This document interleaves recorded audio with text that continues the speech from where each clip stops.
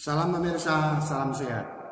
Terima kasih sudah mampir di channel Katolisitas, channel tentang agama Katolik dan renungan rohani harian.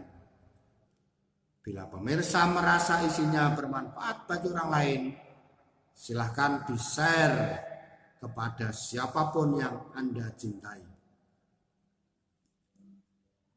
Renungan hari ini dibawakan oleh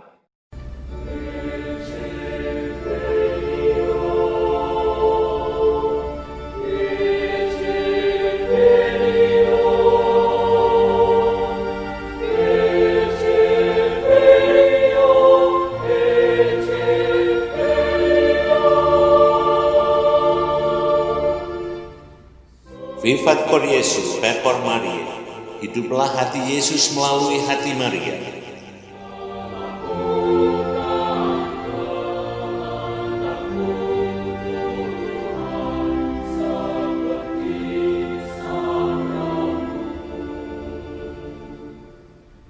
Jumpa lagi para pendengar Resi Devonian bersama saya Pastor Vincent Suparman, SIJ, dari komunitas SIJ Florida, Amerika Serikat, dalam edisi 13 Oktober 2020. Marilah kita membaca Injil hari ini yang diambil dari Injil Lukas pasal 11 ayat 37 sampai dengan 41.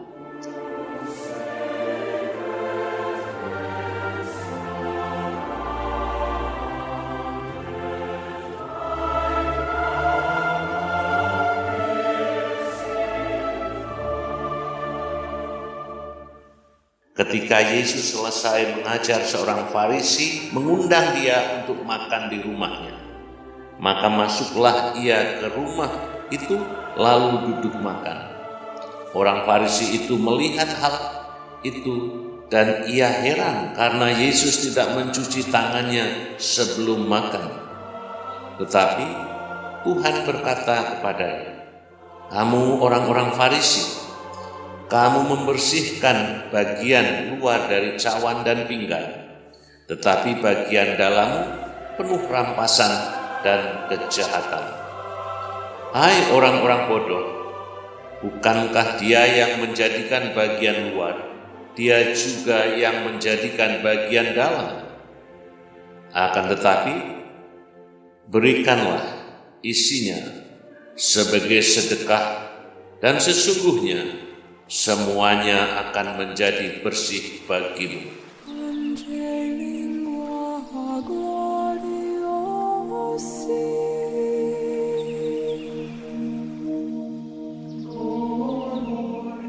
Seandainya Tuhan Yesus bertamu ke rumah kita, apakah kita siap menjamunya di ruang makan di keluarga kita?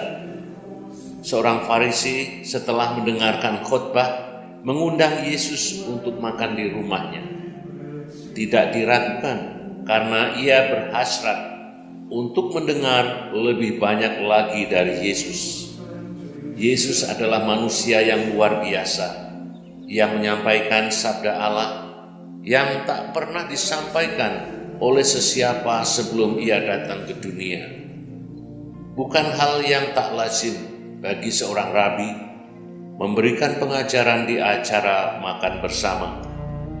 Namun Yesus melakukan hal yang membuat tuan rumah tak nyaman.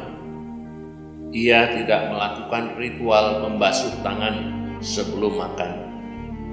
Tindakan Yesus ini sangat bertentangan dengan adat istiadat Yahudi.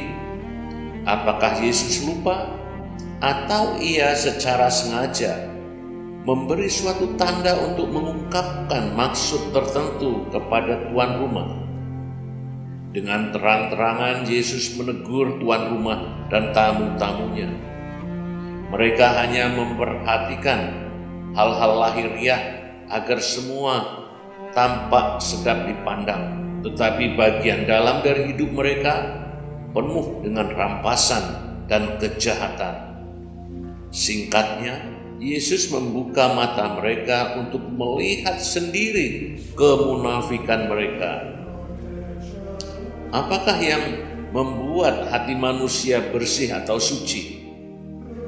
Entah disadari atau tidak, pada zaman kini manusia cenderung narsistik. Fakta sebenarnya dimodifikasi, foto asli diedit dengan Photoshop. Pengeditan dan modifikasi bukan terbatas pada foto, tetapi juga pada berita dan aneka peristiwa lainnya. Semua itu akhirnya bermuara kepada kepentingan pribadi atau kelompok. Sebagai orang beriman, kita dipanggil untuk sampai kepada kesadaran dan keyakinan, yaitu kesatu, bahwa Allah sebagai sumber kekuatan iman kita adalah fokus utama hidup kita. Kita dipanggil untuk menjadi manusia seutuhnya yang mengejar kesucian hidup dan tindakan yang jujur.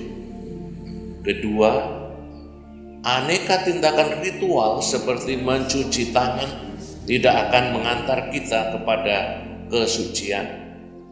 Kita tidak memungkiri bahwa demi alasan kesehatan, membersihkan diri secara lahiriah itu juga penting.